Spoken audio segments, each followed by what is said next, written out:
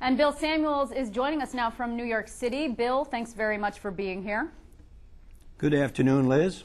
So, big win for you. I mean, this is really quite something. You've 33% of the vote, 62 for your guy, 33% for Senate Majority Leader Pedro Espada. What do you think did it? I think two things did it. Whether it be in the Palladino win or in our ousting of Pedro Espada, the voters are sending a message. We are very, very serious about reform of the legislature. And the interesting thing, since if you were on the street in the Bronx, the turnout not only was 32% higher than it was in '08. In certain election EDs, the turnout was 100 to 400% higher. The people in the Bronx want change in Albany, and they're sending a message statewide, including to Palladino.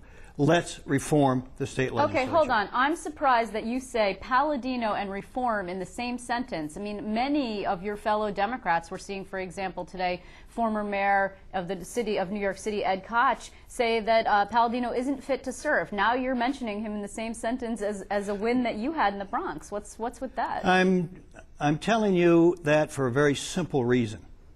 If we don't reform the legislature, our government, no matter who is governor, won't work. Palladino has said he wants to challenge Albany. Excuse me. Is that Carl Palladino, Bill?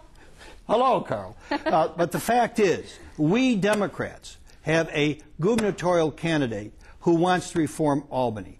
We have now challenged some of the corrupt people in our own party. We backed two incumbents. We fought against two incumbents.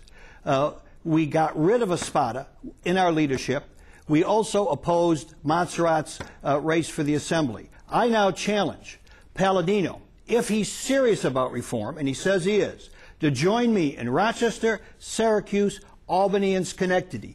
Do a tour with me. Take on 5 state senators who are Bill. Republicans. Hold on, Bill. And throw them out. Hold on. You want to join forces with Carl Palladino. He is the arch rival now of Attorney General Andrew Cuomo, the frontrunner of your own party. What are you doing? It's not joint forces. It's a challenge. Those of us, like Cuomo and our group, that want to reform Albany, we are challenging Palladino if he's serious. We have purged from our party 2 absolutely crooked Democrats. If Palladino's serious, let him purge 3 or 4 Republican state senators who for 30 years did not reform. Let's start with Alisi in Rochester. Let's start with Roebuck.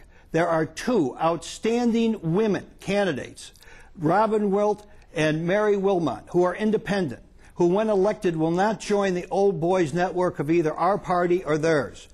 We want a whole new legislature. I am questioning whether Palladino is really for reform. I say prove it to us by opposing some of those Republican senators, and he's now the Republican candidate. If he doesn't, he's a fraud. Okay, and if you will appear with him, you're saying, you will join with Palladino and stump around upstate New York. Is that correct?